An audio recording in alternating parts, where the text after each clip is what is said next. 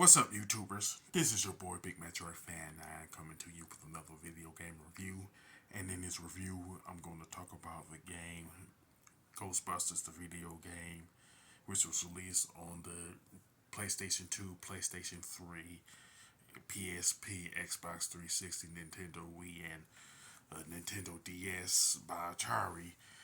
And pretty much the plot of the game is that the Ghostbusters investigate a psi energy pulse, uh, um, essentially leading them to Ivo Shandor after they hire a rookie and stuff.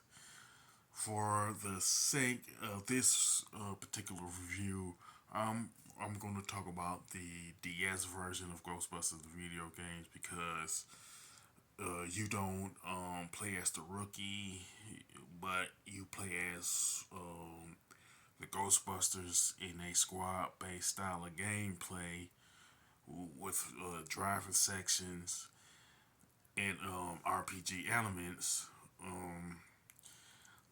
And as far as playing as the original Ghostbusters is concerned, you can play as Peter, Ray, Egon, and Winston, while the other three are being controlled by the computer and stuff like that. That is worth noting. Now, the missions in the game are pretty similar to the other versions of Ghostbusters the video game, where you go to the Cedric Hotel, Times Square, the library, the museum, and stuff like that.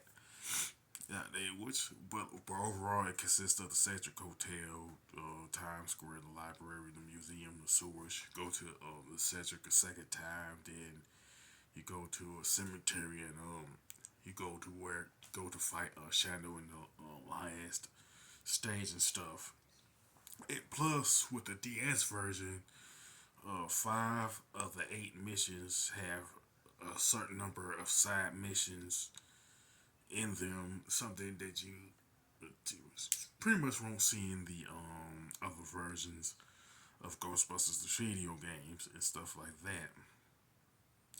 Plus, while on the driver stage, when you're heading to one of the missions, you will hear Ghostbusters by Ray Parker Jr. playing.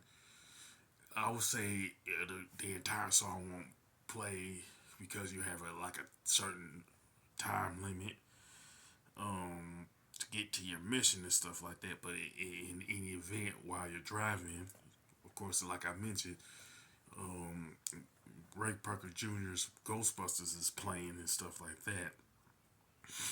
Plus, like I mentioned earlier, you play as one of the original Ghostbusters. You know what I'm saying?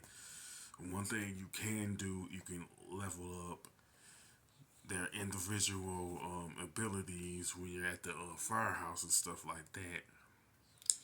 And like the abilities for Peter, Ray, Egon, and Winston are like pretty much listed when you're at the firehouse and stuff like that. Plus, you can equip them with different stuff like the PKE meter, ghost trap, and stuff like that. You know what I'm saying?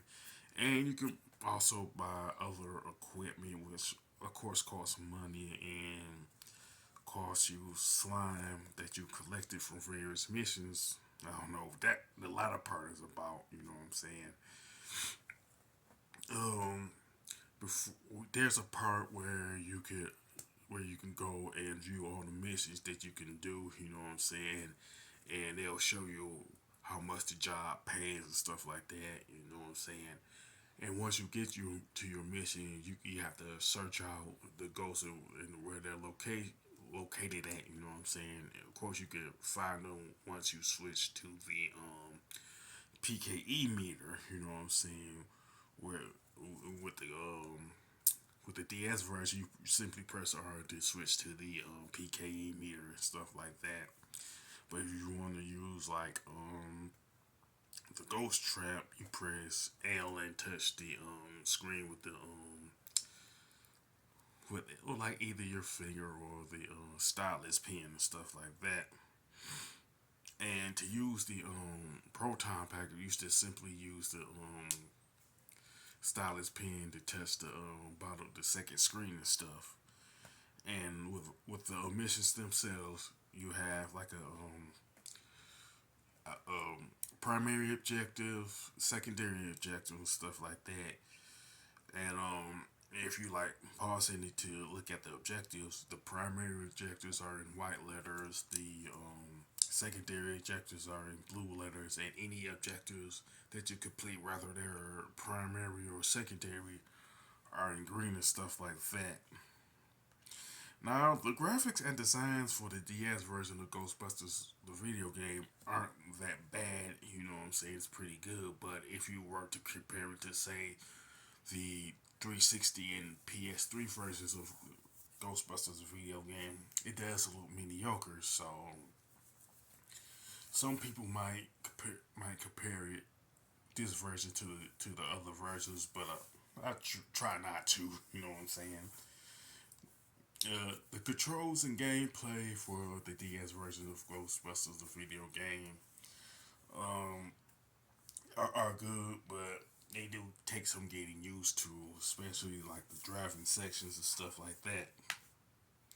Now, the soundtrack to the DS version of Ghostbusters, the video game, I'll say to me, it's the best part of that particular version due to the fact that the soundtrack is from the movie. You know what I'm saying? The first movie, anyway. You know what I'm saying? And pretty much,